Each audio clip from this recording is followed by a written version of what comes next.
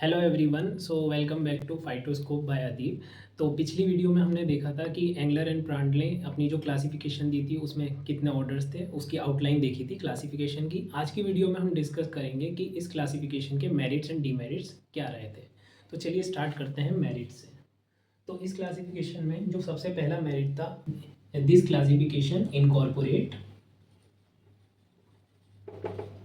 Idea of organic evolution.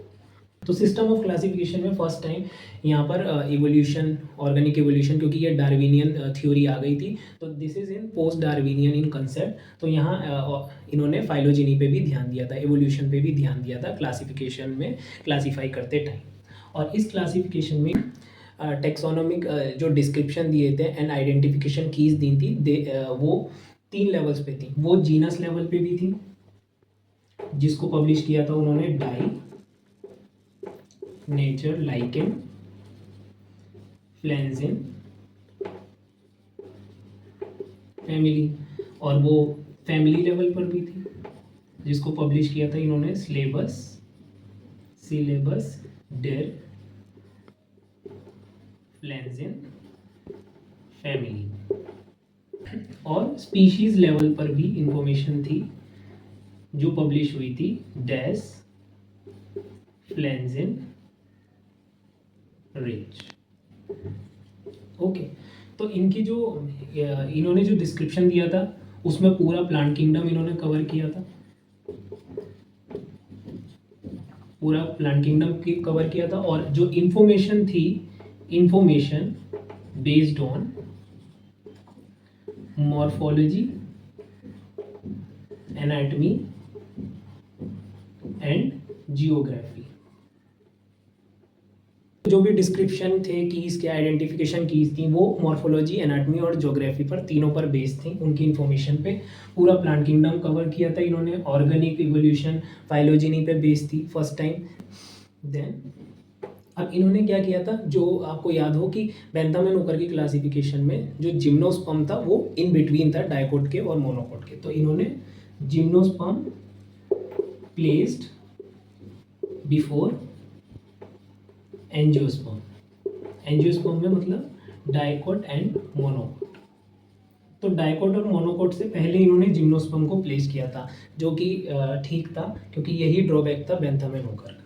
Next, जो large families थी unusual families, large families जो कि अनयूजुअल थी, जिनकी असेंबलेज, उनको इन्होंने स्प्लिट कर दिया था, स्प्लिट इनटू स्मॉल फैमिलीज और monophyletic family group, small families, जिसमें से एक एग्जांपल है अर्टिकेसी। अर्टिकेसी एक लार्ज फैमिली है जो एज इट इज थी बेंथम एंड हुकर में, लेकिन इस क्लासिफिकेशन में अर्टिकेसी इज स्प्लिटेड इनटू अर्टिकेसी, अल्मेसी, मोरेसी। तो अर्टिकेसी को इन स्मॉल क्लासेस में डिवाइड, स्प्लिट कर दिया था, तो ये भी एक प्लस पॉइंट था। देन नेक्स्ट, जो क्लोजली रिलेटेड जो फैमिलीज थी, जैसे कि कैरियोफाइलेसी, कैरियोफाइलेसी को इन्होंने प्लेस कर दिया था विद एलिसब्रेसी एंड चिनोपोडियेसी, जो कि बेंथम एंड हुकर ने अलग रखा था। एलिसब्रेसी, चिनोपोडियेसी को मोनोक्लेमाइडी में और कैरियोफाइलेसी को पॉलीपेटली में। तो यहाँ पर ये तीनों मर्ज हो गई थी, ये तीनों यहाँ मर्ज हो गई थी। देन नेक्स्ट, जो एडवांस फैमिलीज हैं, एडवांस्ड डाइकोट फैमिली, जिसमें आती है Compositae, and advance monocot family, जिसमें आती है आपकी ऑर्किडेसी। इन दोनों फैमिली को, कॉम्पोजिटी और ऑर्किडेसी को, इन्होंने लास्ट में रखा था, तो इनको एज अ एडवांस कंसीडर किया है, इनको एडवांस कंसीडर किया है और इनको प्लेस किया था लास्ट में, प्लेस्ड एट लास्ट। तो ये भी एक प्लस पॉइंट था, जबकि बेंथम एंड ओकर ने ऑर्किडेसी को पहले रख दिया था। एक चीज़ और बताई थी इन्होंने, जो इंफीरियर ओवरी है, इंफीरियर ओवरी जो कैरेक्टर है उसको एडवांस कंसीडर किया था, मतलब कि inferior ovary derive from superior, superior ovary, ठीक है। तो इंफीरियर ओवरी के ही ये जो पीछे अभी हमने पढ़े थे एग्जांपल, जिसमें आपका कॉम्पोजिटी एंड ऑर्किडेसी आ रहा था, तो इसलिए ये दोनों एडवांस फैमिली इन्होंने कंसीडर किया, क्योंकि ये जो कैरेक्टर है इंफीरियर ओवरी ये एडवांस कैरेक्टर है, ठीक है। तो इसी की वजह से क्या हुआ, एबोलिशन, एबोलिशन ऑफ मोनोक्लेमाइडी। जो बेंथम एंड ओकर ने मोनोक्लेमाइडी सब क्लास दी थी, उसमें बहुत सारे अनरिलेटेड और अनयूजुअल असेंबलेज थी लार्ज फैमिली की, तो इस क्लासिफिकेशन में उसको एबॉलिश कर दिया गया, और उसमें जो भी एडवांस कैरेक्टर वाली फैमिली जैसे कंपोजिटी और ऑर्किडेसी थी, उनको उनकी जो पोजीशन थी उन्हें राइटली प्लेस्ड किया, उनको लास्ट में प्लेस किया, तो वो इनका एक मेरिट है। Then gamopetaly is advanced character over polypetaly. तो जो गेमोपेटली है उसको इन्होंने एडवांस समझा है एज कंपेयर टू पॉलीपेटली, और ये जो क्लासिफिकेशन है इनकी, this is widely used in text books, floras and herbaria. तो ये भी काफ़ी एक्सेप्टेड रही थी क्लासिफिकेशन बेंथम एंड ओकर की तरह, और इसमें बेंथम एंड ओकर से ज़्यादा पॉजिटिव पॉइंट्स थे, तो ये भी वाइडली एक्सेप्टेड थी, और काफ़ी हर्बेरिया फ्लोराज में इसको फॉलो किया जाने लगा। एक चीज़ क्या थी कि जो cohort and natural order, Bentham ओकर ने ये वर्ड यूज़ किए थे अपनी क्लासिफिकेशन में, cohort and natural order. So these two things are replaced by, these are replaced by order and families। Cohort और नेचुरल ऑर्डर की जगह यूज़ होने लगे ऑर्डर एंड फैमिलीज, ये यूज़ किया था। तो ये यहाँ पर हमारा पूरा होता है merit part of Engler and Prantl classification. अब चलते हैं डीमेरिट की तरफ।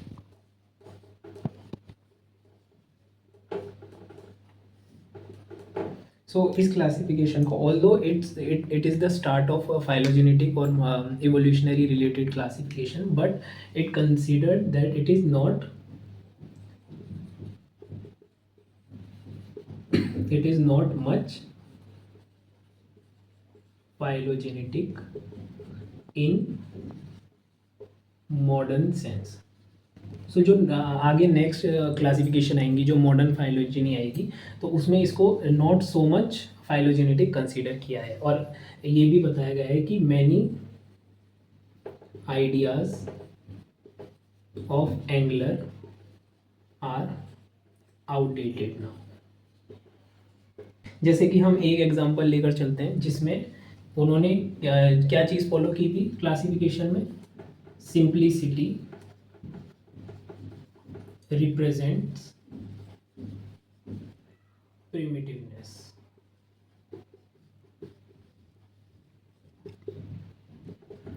तो ये उनका क्लासिफिकेशन का बेस था। इसका मतलब क्या होगा, इसका मतलब ये होगा कि जो भी सिंपल प्लांट्स हैं, जो भी सिंपल कैरेक्टर्स वाले ऑर्गेनिजम्स हैं, प्लांट्स हैं, उनको एज अ प्रिमिटिव कंसीडर किया था उन्होंने, जबकि और ये चीज़ उन्होंने एंजियोस्पर्म्स में भी अप्लाई की थी, and that's the reason they placed monocot before dicot. तो this idea is also not much supported, and monocot की पोजीशन यहाँ पहले कर दी डाइकोट से, जबकि मोनोकोट जो था वो एडवांस था। तो ये माना जाता है कि सिंप्लिसिटी का मतलब ये नहीं कि वो प्रिमिटिव हो, so that means there are gradual reduction, gradual reduction is a major phenomenon। मतलब क्या हुआ इस लाइन का कि ज़रूरी नहीं कि इवोल्यूशन में कॉम्प्लेक्सिटी की तरफ ही जाए, इवोल्यूशन सिंप्लिसिटी की तरफ भी जा सकता है। जैसे कि डायकोट से ज़्यादा सिंपल है मोनोकोट्स, लेकिन monocots are advance and dicots are primitive. तो ये वही चीज़ बताती है कि gradual reduction is a major phenomena. So ये सब पे अप्लाई नहीं होता कि जो सिंपल है वो ही प्रिमिटिव होगा। तो ये चीज़ इन्होंने सब में अप्लाई की थी, इसलिए कहा जाता है it is not much phylogenetic in modern sense. तो ये इसका एक डिमेरिट था। जो नेक्स्ट डिमेरिट था, जो अमेंटीफेरी है। अमेंटीफेरी एक फैमिली थी जिसमें आते हैं बेट्यूलेसी, पेगेसी, जगलैंडेसी, ये 3 फैमिलीज इसमें आती हैं। तो ये जो अमेंटीफेरी है इसमें कैटकिन लाइक फ्लावर्स होते हैं, रिड्यूस यूनिसेक्सुअल फ्लावर्स, ये सारे स्ट्रक्चर होते हैं। इसको कंसीडर किया प्रिमिटिव, इसको कंसीडर किया इन्होंने प्रिमिटिव। बट जो आगे जो रिसर्च हुई, wood anatomy, palynology and floral anatomy, इन तीनों के बेसिस पे इसको कंसीडर किया गया कि नहीं ये प्रिमिटिव नहीं, ये तो एडवांस्ड है। तो इस क्लासिफिकेशन में इसको प्रिमिटिव कंसीडर किया है, जबकि जो एविडेंसेस मिले हैं उनके बेसिस पे ये प्रिमिटिव नहीं है, ये एडवांस है। तो ये भी एक ड्रॉबैक है कि अमेंटीफेरी को इन्होंने प्रिमिटिव कंसीडर किया है। डाइक्लेमाइडियस, डाइक्लेमाइडियस का मतलब हो गया ऐसा ग्रुप जिसमें डिस्टिंक्ट कैलिक्स एंड करोला होगी। डाइक्लेमाइडियस को बोला इन्होंने इट इज इवॉल्व फ्रॉम मोनोक्लेमाइडी। तो डाइक्लेमाइडी इज इवॉल्व फ्रॉम मोनोक्लेमाइडी, ये इन्होंने बोला था। मोनोक्लेमाइडी में पेरियांत होता है, उसमें कैलिक्स एंड करोला अलग अलग नहीं होते, डिस्टिंक्ट नहीं होते, पेरियांत होता है। तो ये this view is not tenable, तो इसको भी फर्दर सपोर्ट नहीं मिली इस वाले पॉइंट को। तो ये भी एक इनका ड्रॉबैक था। एंजियोस्पर्म को इन्होंने कंसीडर किया, angiosperm is a polyphyletic, but later on find out हुआ कि इट इज मोनोफाइलेटिक। सो ये भी एक ड्रॉबैक था, इन्होंने एंजियोस्पर्म को पॉलीफाइलेटिक कंसीडर किया था, बट एंजियोस्पर्म जो है वो हमें पता है कि इट इज वो मोनोफाइलेटिक है, पॉलीफाइलेटिक नहीं है। जो एरिकेसी है ये मोनोकोट फैमिली है जो कि इवॉल्व हुई है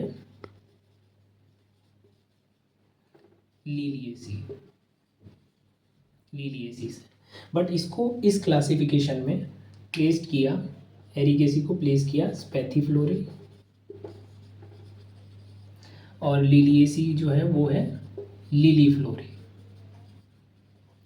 एंड स्पैथीफ्लोरी को प्लेस किया बिफोर लिलीफ्लोरी। ठीक है, तो हम जो जानते हैं वो ये कि लीलिएसी, अब जो क्लासिफिकेशन है लीलिएसी जो है उससे इवॉल्व हुआ है एरिकेसी, मतलब एरिकेसी एडवांस है। बट इस क्लासिफिकेशन के अकॉर्डिंग जो लीलिएसी लिलीफ्लोरी में है और एरिकेसी स्पैथीफ्लोरी, और स्पैथीफ्लोरी पहले आ रहा है, जबकि एरिकेसी जो है इसके अंदर वो एडवांस कैरेक्टर है, बट इसमें उसको प्रिमिटिव कंसीडर किया है। तो ये भी एक ड्रॉबैक था। नेक्स्ट जो ड्रॉबैक था वो था हेलोबी। दिस इज ऑल्सो प्रिमिटिव, ये प्रिमिटिव फैमिली है, प्लेस्ड आफ्टर पेंडेनिल्स, जो मोनोकोट का पेंडेनिल्स ऑर्डर है उसके बाद इसको प्लेस किया गया। नेक्स्ट फ्री सेंट्रल प्लेसेंटेशन, क्या होता है कि इसमें कोई सेप्टा प्रेजेंट नहीं होता, ये आपका ओवरी है और ये प्लेसेंटेशन टिश्यू है, और यहाँ पर ओव्यूल्स ऐसे अटैच्ड होंगे सेंटर की तरफ, ऐसे फ्री सेंट्रल प्लेसेंटेशन होगी। तो इसको इन्होंने कहा इवॉल्व फ्रॉम पेराइटल, और पेराइटल को बोला इवॉल्व फ्रॉम एक्साइल। जो फ्री सेंट्रल है it is actually evolve from axile through dissolution of septa. जो एक्साइल प्लेसेंटेशन होती है उसमें सेप्टा फॉर्मेशन होती है, ऐसे सेप्टस होते हैं अलग अलग लोक्यूल्स, और फिर वहाँ पर ओवरी ऐसे ओव्यूल अटैच्ड होते हैं, ठीक है। तो ये सेप्टा का डिसोल्यूशन हो गया तो ये स्ट्रक्चर ऐसा बन गया फ्री सेंट्रल का, ऐसा होता है। लेकिन इन्होंने बोला कि it is evolve from parietal, जो कि अगेन एक डिमेरिट था। नेक्स्ट रेनेल्स, ये जो हम शुरू से पढ़ते आ रहे हैं कि रेनेल्स जो ऑर्डर है ये प्रिमिटिव ऑर्डर है, बट लेकिन इस क्लासिफिकेशन में इट इज प्लेस्ड डाउन अमेंटिफेरी। तो ये कुछ डीमेरिट्स थे इस क्लासिफिकेशन के, तो हमने इस वीडियो में कवर कर लिए merits and demerits of this classification. अब नेक्स्ट वीडियो में हम डिस्कस करेंगे हचिंसन क्लासिफिकेशन।